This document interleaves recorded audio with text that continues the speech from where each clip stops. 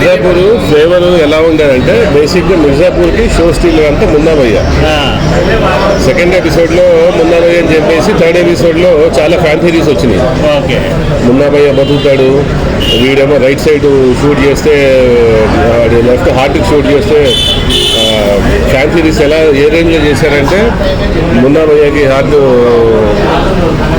Right సైడ్లో ఉంటుంది, left సైడ్లో ఉండదు, అలా అయినా బతుకుతాడు మున్నా భయ్య అని చెప్పేసి చాలా ఫ్యాన్ థియరీస్ వచ్చినాయి. కానీ ఈ ఫ్యాన్ థియరీస్ అన్నీ కొట్టేసి వాడు మున్నా భయ్యని చంపేశాడు.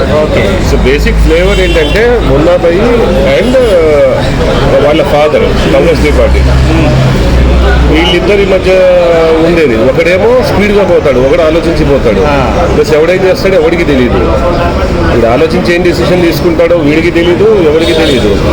అవన్నీ కాంట్రాడిక్టింగ్ మనకు చాలా బాగా నచ్చినాయి ఫస్ట్ సెకండ్ సిరీస్లో.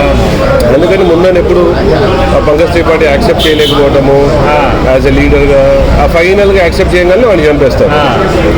ఈ సీజన్ ఏంటంటే మొత్తం పొలిటికల్ డ్రామానే అయిపోయింది, ఓన్లీ పొలిటికల్ డ్రామా. హీరోయిన్ ఒక సీఎం క్యాండిడేట్ పొలిటికల్ డ్రామా, గవర్నమెంట్ని కాపాడుకోవడం కోసం వాళ్ళ బాబాయ్తో ఉన్న విరోధము, ఇవే జరిగినాయి. కానీ పెద్ద అంటే ఏదో ఒక ప్రకాష్ జా సినిమా చూసినట్టు అనిపిస్తుంది అనమాట. ప్రకాష్ జా తీస్తాడు రాజనీతి, ఇట్లాంటి సినిమాలు తీస్తాడు. సో ఒక పొలిటికల్ డ్రామా అయిపోయింది. కానీ పాత మిర్జాపూర్ ఫ్లేవరు లేదు. ఇంట్లో మెయిన్ ప్లస్ పాయింట్ ఏంటంటే కొత్త గొప్ప అలీ ఫైజల్ గారు మంచి యాక్టింగ్ చేశాడు. హీరో గుడ్డు భయ్య మంచి క్యారెక్టర్ చేశాడు. వాడు యాక్టింగ్ బాగుంది. వాడు ఏంటంటే వాడి బేసిక్ ఎజెండా ఎంతసేపటికి వైలెన్స్ మీదే, నేను నా బలం మీదే నేను ఏమైనా ప్రూవ్ చేసుకుంటాను అన్నట్టే ఉంటాడు. వాడు ఆలోచించాడు. సో దాన్ని మళ్ళీ త్యాగి ఫ్యామిలీ అని చెప్పి బీహారీ ఫ్యామిలీ ఉంటుంది కదా, అప్పుడు కూడా ఉంటాడు విజయవర్మ. వాళ్ళ ఫ్యామిలీ తోటి మళ్ళీ దాన్ని డ్రాగ్ చేసి చాలా ఎపిసోడ్స్ అయితే కొంచెం బోరింగ్గా అనిపించినాయి.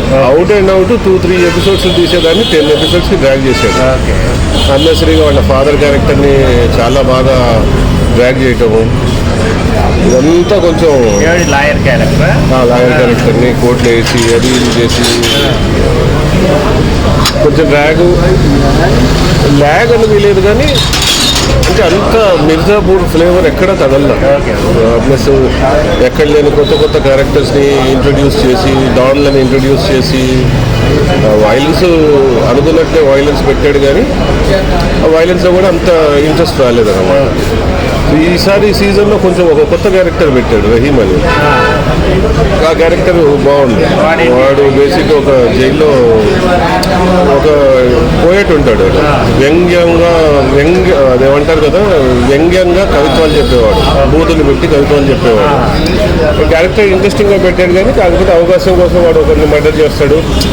అది ఒక కనువిప్పు క్యారెక్టర్. అదొక్క క్యారెక్టర్ కొంచెం ఈ సీజన్లో కొత్తది, డిఫరెంట్గా నచ్చింది క్యారెక్టర్ నాకు.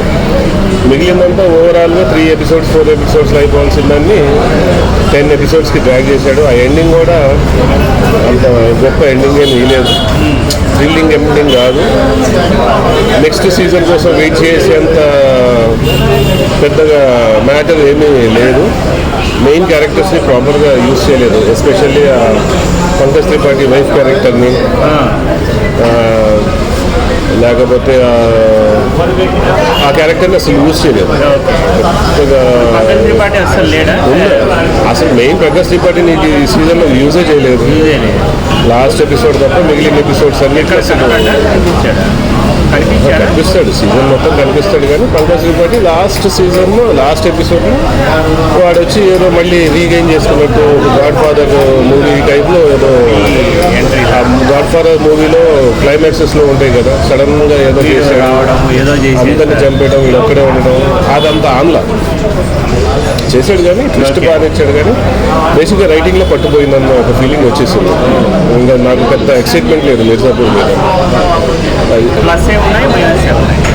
ప్లస్ అంటే పంకజ్ త్రిపాఠి, అలీ ఫైజల్ యాక్టింగే ప్లస్. మిగిలిందంతా క్యాజువల్ కోర్టు డ్రామా లేకపోతే రాజకీయ పొలిటికల్ డ్రామా తప్ప పెద్ద ప్లస్ ఎలిమెంట్స్ ఏం లేవు ఈ సీజన్లో. ఎంత ల్యాగు నెగటివిటీ తప్ప ఇంకేం పెద్దగా. వైలెన్స్ కూడా ఇది మనం కావాల్సిన క్రూతో అనేది ఏం పెద్దగా ఒక సైడ్ 2 గంటల తప్ప పెద్దగా హడావుళ్ళు ఏం లేవు. ఫస్ట్ పార్ట్ వాడిని తల నరికేయడం అదే ఒక్క సీన్లు 2 సీన్లు మీకు వైలెన్స్ ఎలిమెంట్ ఎక్కువ అనిపించినా కానీ మిగిలిందంతా ఏమీ లేదు. ఈ సీజన్ డిసప్పాయింట్మెంటే అని చెప్పాలి.